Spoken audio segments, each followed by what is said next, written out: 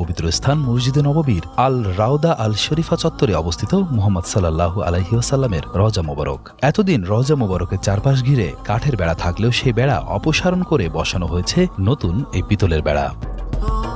মসজিদে নববীর রক্ষণাবেক্ষণ বিষয়ক সরকারি প্রশাসনিক ইউনিটের অপারেশনাল অ্যান্ড মেইনটেন্যান্স বিভাগের প্রধান আব্দুল্লাহ বিন দুখাইল এ প্রসঙ্গে এসপিএকে বলেন, মসজিদে নববীর স্থাপত্যের সঙ্গে সঙ্গতি রেখেই কাঠের বেড়ার পরিবর্তে এই পিতলের বেড়া দেওয়া হয়েছে।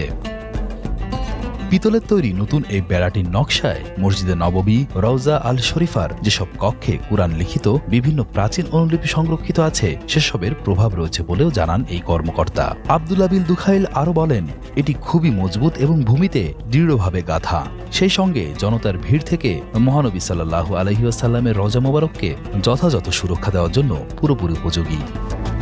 এদিকে রমজানের প্রথম 20 দিনে 2 কোটি 10 লাখেরও বেশি মুসলমান মসজিদে নববীতে নামাজ আদায় করেছে।